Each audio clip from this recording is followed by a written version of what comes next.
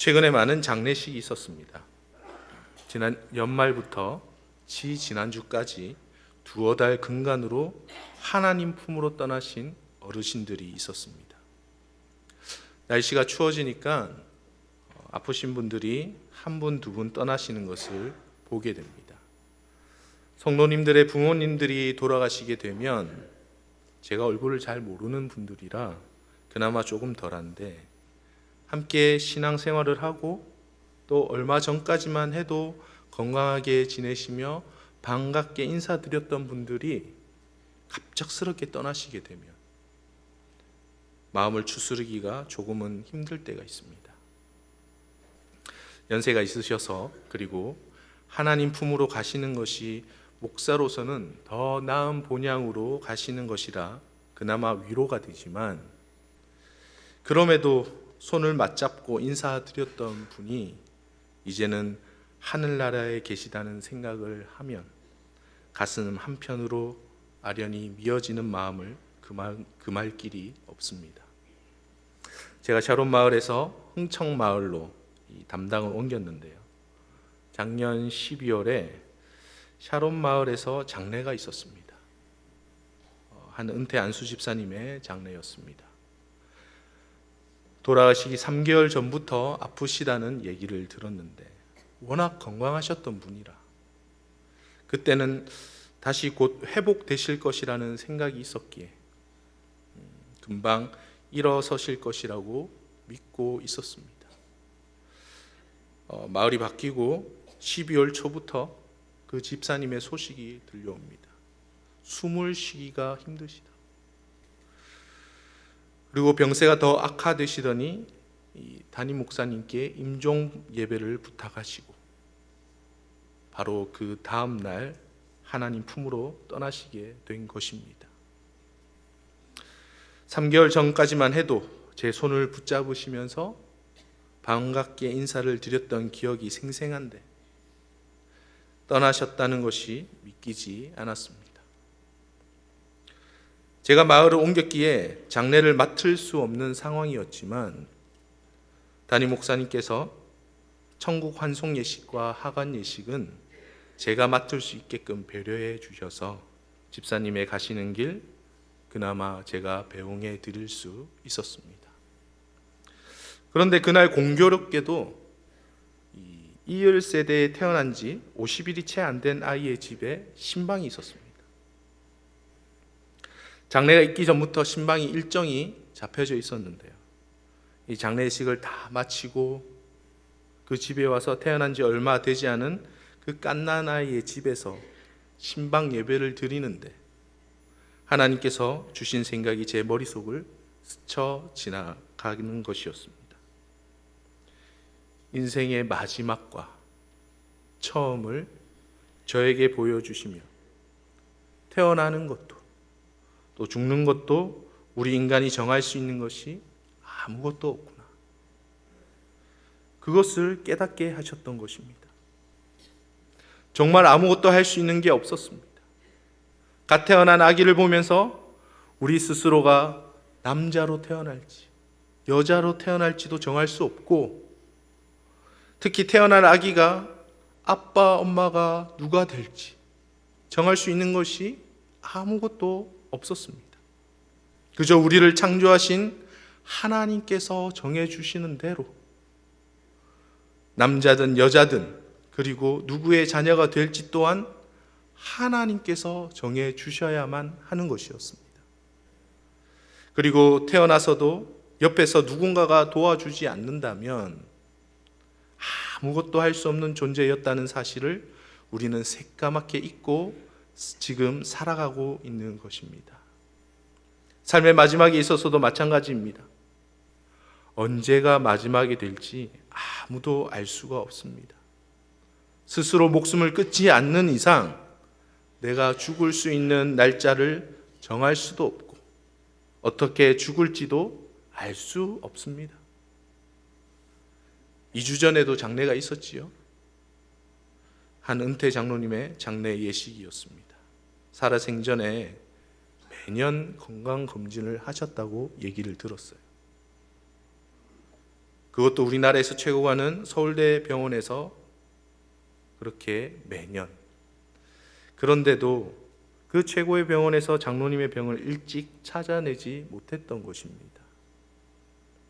매년 검진을 받았는데도 말이지. 아직 사실날도 한참 남으신 것 같았는데 하나님 품으로 떠나시는 모습을 보며 너무나 안타까운 마음이 들었습니다. 또 제가 즐겨보는 유튜브 채널이 있는데 마라톤을 하시는 분의 유튜브였습니다. 마라톤을 하시면 얼마나 이 건강관리를 철저히 하시겠습니까?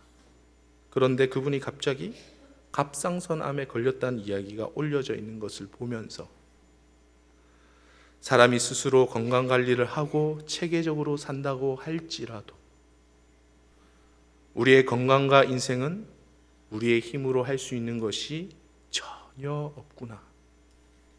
그리고 우리의 삶을 주관하시는 분은 하나님이시구나 라는 사실을 철저히 깨닫게 하셨습니다. 하나님께서 우리 인간의 일생을 주관하시고 우리의 처음과 나중을 결정해 주시는 분이라는 사실을 여러분은 믿고 계십니까? 우리의 태어나고 죽는 것, 우리의 전 일생을 우리 주님이 철저히 주관하고 계시다는 사실을 정말 믿고 계시는 것입니까? 하나님의 절대적인 이 주권 아래에서 우리는 지금도 각자의 삶의 자리에서 살아가고 호흡하고 있다는 사실을 결코 잊어서는 안 됩니다. 그리고 이 세상을 만드시고 우리의 인생을 철저히 다스리시는 그분께서 무엇에 관심을 가지고 계시고 무엇에 집중하고 있는지 생각해 보신 적이 있으신가요? 내 삶을 다스리시는 그분이 과연 어디에 관심을 가지고 무엇을 귀중하게 여기고 계실까? 하나님의 관심은 바로 우리 한 사람, 여러분 한 사람 한 사람입니다. 믿으십니까? 별로 안 믿으시는 것 같네요. 이 세상을 그분의 손안에 쥐시고 다스리시는 분이 여러분 한 사람 한 사람에게 관심을 가지고 있으며 여러분을 귀중히 여기고 있다는 사실이 놀랍지 않으십니까? 아무도 안 놀라시네요. 오늘 우리가 읽은 본문의 말씀은 이사야서의 말씀입니다. 이사야서의 말씀 49장의 말씀을 읽었는데요. 원래 40장부터 48장까지 한 단락이 있고 오늘 읽은 이 49장부터 57장까지 또 다른 한 단락이 있습니다. 근데 앞에 40장부터 48장은 하나님이 택하신 백성 이스라엘이 바벨론의 포로로 잡혀가게 될 것이다 라는 예언을 다루는 반면에 오늘 읽은 우리 49장부터의 말씀은 그 이스라엘을 하나님께서 포로에서 구하셔서 회복시키실 것을 예언하고 있습니다.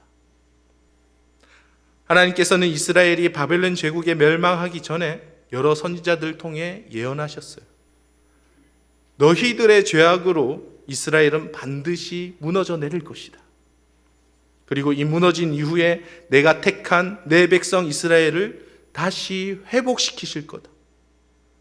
이사야 선지자를 통해서, 예레미야 선지자를 통해서, 에스겔 선지자를 통해서 여러 차례 걸쳐서 이야기하십니다. 사실 우리가 읽은 본문의 말씀은 이스라엘을 회복시키실 메시아, 예수 그리스도에 대한 예언입니다. 이 메시아는 바로 예수 그리스도인데 이 예수 그리스도의 예언을 이사야 선지자가 예수님이 나시기 전, 한 400년 전, 그 전부터 이 예언을 하게 하셨던 것이죠. 그런데 오늘 이 말씀을 우리는 메시아에 대한 예언의 말씀보다 하나님의 백성인 나에게 주시는 말씀으로 받으시기를 주님의 이름으로 축복합니다. 이 1절부터 자세히 한번 보도록 하겠습니다. 성경을 펴시고 없으시면 화면을 보시면서 말씀을 함께 읽으시며 말씀을 듣기를 원합니다. 1절의 말씀 우리 함께 읽도록 하겠습니다. 1절입니다. 섬들아 내게 들으라. 먼 곳 백성들아 귀를 기울이라. 여호와께서 태에서부터 나를 부르셨고 내 어머니의 복중에서 내 이름을 기억하셨으며, 하나님께서 메시아이신 이 예수 그리스도에 대해 예언하시길 태에서부터 부르시고 어머니의 복중에 그 이름을 부르셨다라고 말하고 있습니다. 마태복음에 보면 예수님이 나시기 전에 이 천사를 보내어서 요셉에게 그 이름을 예수라 하라, 그리고 임마누엘이라고 정해 주셨지요. 하나님의 백성인 우리도와 마찬가지입니다. 어머니의 태에서부터 우리를 정하여 주시고 우리의 형질이 완성도 되기 전에 우리를 부르셨음을 또 다른 성경은 말하고 있습니다. 시편 139편 13절 16절 말씀입니다. 제가 한번 읽어드리도록 하겠습니다. 주께서 내 내장을 지으시며 나의 모태에서 나를 만드셨나이다. 내가 주께 감사하옴은 나를 지으심이 심히 기묘하심이라. 주께서 하시는 일이 기이함을 내 영혼이 잘 아나이다. 내가 은밀한 데서 지음을 받고 땅의 깊은 곳에서 기이하게 지음을 받은 때에 나의 형체가 주의 앞에 숨겨지지 못하였나이다. 내 형질이 이루어지기 전에 주의 눈이 보셨으며 나를 위하여 정한 날이 하루도 되기 전에 주의 책에 다 기록되었나이다. 아멘. 하나님께서는 우리를 부르실 때 우리가 어머니의 태중에 있을 때부터 그 전부터 나를 택하시고 부르셨다는 사실입니다. 하나님은 우리에게 그만큼 관심을 가지시고 집중하고 계시는데 우리는 그것을 깨닫지 못하는 거예요. 하나님의 관심이 어디에 있는지, 하나님께서 우리를 어떻게 보고 계시는지에는 우리는 전혀 생각하고 있지 못하다는 것입니다. 관심이 없습니다. 그렇지만 하나님께서는 지금도 여러분을 주목하고 계십니다. 그리고 우리의 이름을 기억하고 계신다는 거예요. 하나님은 계속해서 내 영광을 너 속에 나타내리라고 말씀하시지만 우리는 스스로 수고하였다라고 자책합니다. 헛되이 수고하였다라고 자책합니다. 본문 3절 4절 말씀을 우리 함께 읽도록 하겠습니다. 본문 3절 4절 말씀입니다. 내게 이르시되 너는 나의 종이요 내 영광을 내 속에 나타낼 이스라엘이라 하셨느니라. 그러나 나는 말하기를 내가 헛되이 수고하였으며 무익하게 공연히 내 힘을 다하였다 하였도다. 참으로 나에 대한 판단이 여호와께 있고 나의 보응이 나의 하나님께 있느니라. 무엇을 말씀하고 있는 것입니까? 하나님의 격려와 위로에도 불구하고 자신의 삶에 대해서 자책하고 자신의 삶에 대해 무기력한 모습을 이 말씀을 통해서 볼 수가 있는 것입니다. 오늘 이 본문을 메시아 탄생의 예언으로만 본다면 나와 동떨어져 있는 말씀으로 여겨질 수밖에 없습니다. 하지만 바벨론 포로 이후에 하나님께서 자기 백성인 이 이스라엘을 위로하시고 격려하시는 이야기로 본다면 나에게 주시는 말씀이 될 것입니다. 하나님은 이사야 선지자를 통해 바벨론에 의해 이스라엘, 특히 남유다가 반드시 멸망할 것이라고 말씀하셨습니다. 왜요? 하나님의 말씀을 듣지 않는 내 백성에게 징계를 내리시기로 작정하셨기 때문입니다. 하지만 하나님은 징계와 멸망으로 끝내시지 않으셨어요. 무엇이 있다고요? 반드시 그 뒤에 위로와 회복이 있을 것이라고 말씀하고 있는 것입니다. 바벨론에 의해 멸망당하고 모든 예루살렘 성이 돌 위에 돌 하나도 남기지 않고 초토화가 되었을 때 너희들은 이렇게 말할 것이다.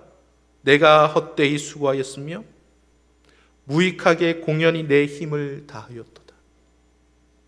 참으로 나에 대한 판단이 여호와께 있고 나의 보응이 나의 하나님께 있느니라.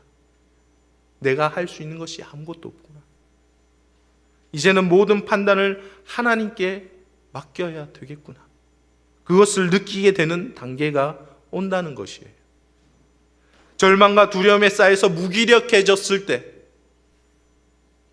나 혼자의 힘으로는 도저히 아무것도 할 수 없다고 말할 그때 하나님의 백성들은 그제서야 하나님을 찾게 되고 하나님의 말씀에 귀를 기울이게 됩니다. 본문 5절 말씀 우리 함께 읽도록 하겠습니다. 5절 말씀입니다.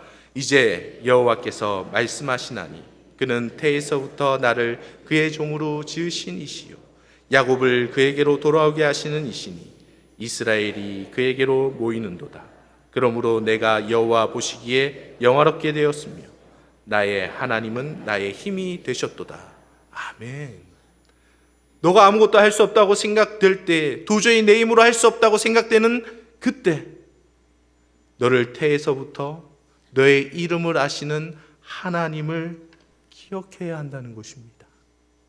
여기에서 여호와 보시기에 영화롭게 되었으며 라는 표현은 원문에 카바드라는 단어를 썼습니다. 이 카바드는 어떤 의미가 있냐? 무겁다, 귀중히 여기다라는 단어입니다. 즉 다시 해석하면 여호와께서 나를 귀중히 여기셨다. 그리고 나의 하나님은 나의 힘이 되셨도다 라고 고백하고 있습니다. 앞서 4절에서와는 다르게 4절에서는 어떻게 표현했죠? 헛되이 수고하였다. 자책해야죠. 지금 5절에서는 이제는 하나님이 나를 기억하시고 내 이름을 아시며 나를 귀중하게 보시는 것을 내가 알았기에 그냥 하나님이 아닌 나의 하나님, 그리고 그 하나님이 나의 힘이 되셨다라고 고백하고 있는 것입니다. 바로 그때 하나님이 6절의 말씀으로 정확히 이야기하십니다. 6절의 말씀 우리 함께 읽겠습니다. 그가 이르시되 내가 나의 종이 되어 야곱의 지파들을 일으키며 이스라엘 중에 보존된 자를 돌아오게 할 것은 매우 쉬운 일이라. 내가 또 너를 이방의 빛으로 삼아 나의 구원을 베풀어서 땅 끝까지 이르게 하리라. 이것은 예수 그리스도를 지칭하는 예언이 바로 여기에서 나오게 되는 것입니다. 우리 예수님도 하나님께서 주시는 힘으로 사역하셨습니다. 자신이 하나님 본인이신데도 불구하고 늘 새벽마다 하나님께 매달리시는 예수님의 모습을 우리는 신약의 말씀을 통해서 볼 수 있습니다. 예수님도 하나님이 공급하시는 힘으로 사역을 하셨는데 우리 스스로가 무슨 힘이 있다고 내 힘으로 살려고 하고 계시는 것입니까? 또한 바벨론에게 완전히 망한 이스라엘을 다시 돌아오게 하는 것은 하나님께는 매우 쉬운 일이라고 말씀을 통해 예언하고 있습니다. 완전히 무너졌다고, 더 이상 회복할 수 없다고 말하는 이스라엘 백성들을 다시 돌아오게 하는 분이 하나님이시라는 것을 말씀을 통해 강조하고 있는 것입니다. 우리의 인생이 완전히 무너졌다고 생각될 때에도 하나님은 우리를 기억하고 계십니다. 더 이상 내가 도저히 버틸 수가 없어 라고 느껴질 때에도 우리를 쉽게 회복시키시는 분이 바로 우리 하나님이시라는 사실입니다. 성도 여러분, 이 말씀을 붙드셔야 합니다. 그리고 그분이 그의 백성들에게 다시 한번 말씀하십니다. 7절 말씀 우리 함께 읽겠습니다. 이스라엘의 구속자, 이스라엘의 거룩한 이이신 여호와께서 사람에게 멸시를 당하는 자, 백성에게 미움을 받는 자, 관원들에게 종이 된 자에게 이같이 이르시되 왕들이 보고 일어서며 고관들이 경배하리니 이는 이스라엘의 거룩하시니 신실하신 여호와 그가 너를 택하였음이니라. 아멘. 사람에게 멸시를 당하는 자, 백성에게 미움을 받는 자, 관원들에게 종이 된 자가 누굽니까? 바로 예수 그리스도이십니다. 우리 주님은 사람들을 사랑하시며 그렇게 수많은 기적과 사랑을 베푸셨음에도 십자가 위에서 온갖 수치와 조롱을 당하셨죠. 여기에서 미움을 받는다, 백성에게 미움을 받는다는 표현을 원문으로 보면 지긋지긋하게 싫어하다, 구역질 날 정도로 혐오하다 라고 해석할 수 있는데, 주님은 그런 모욕과 혐오와 멸시를 당하셨다는 것이에요. 하지만 하나님께서는 이 예수님을 십자가 사건 이후에 만왕의 왕으로 높이신다고 성경은 예언하고 있습니다. 왕들이 보고 일어서며 고관들이 경배하리니. 예수 그리스도를 따르는 그리스도인들도 마찬가지입니다. 하나님의 백성인 우리 그리스도인들도 예수님처럼 사랑을 베풀었는데도 사람들에게 멸시받고 백성들에게 혐오와 미움을 받게 되지만 결국은 하나님께서 우리를 높여주시고 세워주실 때가 반드시 있다는 것입니다. 그리고 그 이유가 마지막에 나와 있습니다. 이는 이스라엘의 거룩하시니 신실하신 여호와 그가 너를 택하였음이니라. 본문에는 때문에라는 단어가 있는데요, 다시 읽어드리면 이는 이스라엘의 거룩하시니 신실하신 여호와 그가 너를 택하였기 때문이니라. 하나님께서 예수 그리스도를 택하셨기에, 하나님께서 하나님의 백성인 우리를 택하셨기에 그런 조롱과 혐오와 수치와 절망 속에서도 결국은 다시 세워주시며 회복시키신다고 말씀하고 있는 것입니다. 사랑하는 성도 여러분, 지금 어떤 시간을 보내고 계십니까? 조롱과 수치 가운데 있으십니까?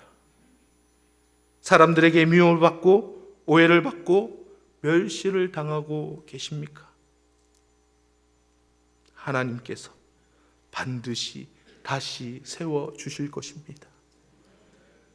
예수님을 십자가에 철저히 외면하셨던 그 하나님께서 다시 그를 세워주셨듯이 하나님의 백성인 우리들을 이 고통의 순간이 지나간 후에는 다시 회복시켜 주실 것임을 오늘 말씀을 통해서 우리에게 선포하고 있는 것입니다.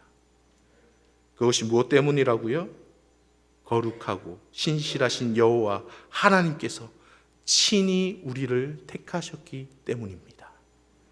본문의 말씀은 제가 성경 봉독 때 7절까지 읽었지만 원래는 15절까지 말씀입니다. 너무 길어서 제가 잘랐는데요, 15절까지 말씀을 우리가 함께 보도록 하겠습니다. 하나님께서는 메시아를 통해 이스라엘 예루살렘을 회복시키겠다고 한 번 더 힘을 주어 강조하십니다. 8절 말씀을 우리가 함께 읽겠습니다. 여호와께서 이같이 이르시되 은혜의 때에 내가 내게 응답하였고 구원의 날에 내가 너를 도왔도다. 내가 장차 너를 보호하여 너를 백성의 언약으로 삼으며 나라를 일으켜 그들에게 그 황무하였던 땅을 기업으로 상속하게 하리라. 아멘. 은혜의 때, 구원의 날에 하나님께서 도우신다고 말씀하고 있는 것입니다. 그리고 너를 보호하여 백성의 언약으로 삼으며 황무하였던 땅, 절망 가운데 있는 땅에서 기업으로 상속하게 하시겠다는 거예요. 하나님께서 도우시는 은혜의 때와 구원의 날이 반드시 온다. 지금은 아무것도 변한 게 없고 내가 보니까 말씀대로 이루어질까 의심이 들기도 하지만 하나님은 은혜의 때를 주시고 구원의 날이 이르도록 우리를 도우시겠다고 말씀하고 있는 것입니다. 바벨론으로 사로잡혀 갔던 자들은 포로로서 아무런 희망이 없었습니다. 다시 나라가 언제 회복될지 그 기미가 전혀 보이지 않았습니다. 하지만 그 바벨론은 결국 무너지고 70년 뒤에 이 바벨론을 무너뜨렸던 아수르의 왕 고레스를 통해서 하나님께서는 스룹바벨과 느헤미야를 보내셔서 다시 예루살렘으로 돌아오게 하시고 성벽을 재건하게 하셨던 것입니다. 이것이 70년이 걸렸어요. 여러분, 70년 말이 쉽죠? 아마 6.25 때부터 지금까지 하면 한 70년 조금 넘죠? 얼마나 그 시간이 깁니까? 그때까지 기다렸던 거예요. 사랑하는 성도 여러분, 하나님께서 말씀하시면 하나님은 반드시 그것을 이루어 주십니다. 우리가 믿는 하나님은 이 세상을 주관하시고 나라를 세우시기도 하시고 멸망시키시기도 하시는 하나님이시기 때문입니다. 그 하나님이 지금 현재 나를, 여러분을 보고 계십니다. 9절 10절 말씀을 우리가 한 번 더 읽도록 하겠습니다. 9절 10절 말씀입니다. 내가 잡혀있는 자에게 이르기를 나오라 하며 흑암에 있는 자에게 나타나라 하리라. 그들이 길에서 먹겠고 모든 헐벗은 산에도 그들의 풀밭이 있을 것인지 그들이 줄이거나 목마르지 아니할 것이며 더위와 볕이 그들을 상하지 아니하리니 이는 그들을 긍휼히 여기는 이가 그들을 이끌되 샘물 근원으로 인도할 것임이라. 아멘. 잡혀있는 자가 누구입니까? 포로된 자를 말하는 것이죠. 고통 가운데, 절망 가운데 있는 아무런 희망도 없는 그런 우리에게 주님이 말씀하십니다. 나오라. 흑암에 있는 자 누구입니까? 사방이 캄캄해서 도저히 헤어나올 수 없는 그 어두움에 있는 우리에게 말씀하십니다. 나타나라.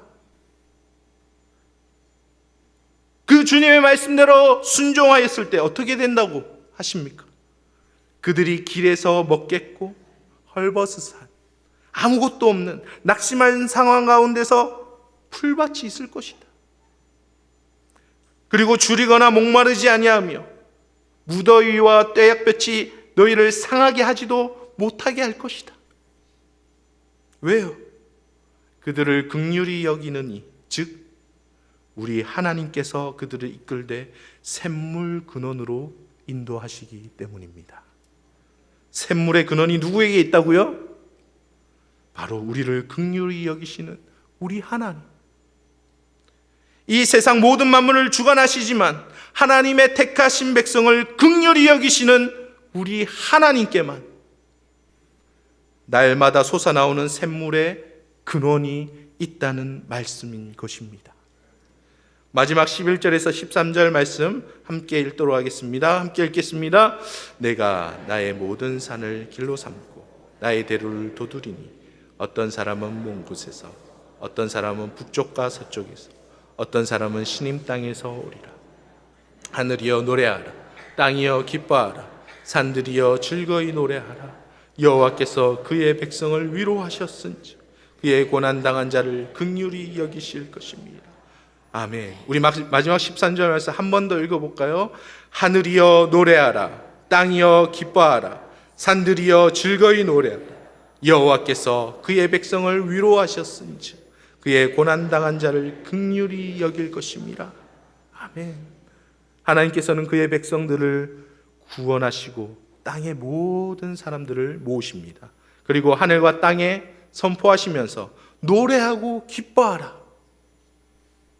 그 이유는 하나님께서 자신의 백성, 그의 백성을 위로하시고 고난당한 자를 긍휼히 여기시기 때문이다. 사랑하는 청주선악교회 성도 여러분, 하나님께서는 여러분들을 위로하시길 원하십니다. 하나님의 백성인 여러분을 택하여 주셔서 자신의 백성을 위로하시며 세상 가운데 주님의 이름으로 고난당하는 여러분을 긍휼히 여겨 주신다는 것입니다. 하나님의 위로를 구하십시다. 하나님의 긍휼을 구하십시다. 하나님은 지금도 여전히 주님의 백성인 우리들을 지켜보고 계십니다. 그런데 이렇게 하나님께서 위로하시겠다, 긍휼을 베푸시겠다, 그리고 회복시키시겠다 말씀하시는데도 이스라엘은 듣지 못합니다. 아니, 들으려고 하지도 않습니다. 14절 말씀입니다. 함께 읽겠습니다. 오직 시온이 이르기를 여호와께서 나를 버리시며 주께서 나를 잊으셨다 하였거니와. 바벨론의 포로가 되는 순간, 예루살렘 성이 완전히 무너지는 순간, 모든 희망이 끊어지는 순간에 우리는 이렇게 이야기합니다. 하나님 나를 버리셨구나. 하나님 나를 잊으셨구나. 하나님이 살아계시다면 어떻게 이런 일이 있을 수 있어? 하나님 살아계시는 건 맞아? 그때 하나님은 그런 고난 당한 우리들을 보시며 말씀하십니다. 15절 말씀 우리 함께 읽겠습니다. 여인이 어찌 그 젖먹는 자식을 잊겠으며 자기 태에서 난 아들을 긍휼히 여기지 않겠느냐. 그들은 혹시 잊을지라도 나는 너를 잊지 아니할 것이라. 아멘. 그들은 혹시 잊을지라도 나는 너를 잊지 아니할 것이라. 그들은 혹시 잊을지라도 나는 너를 잊지 아니할 것이라. 함께 기도하겠습니다.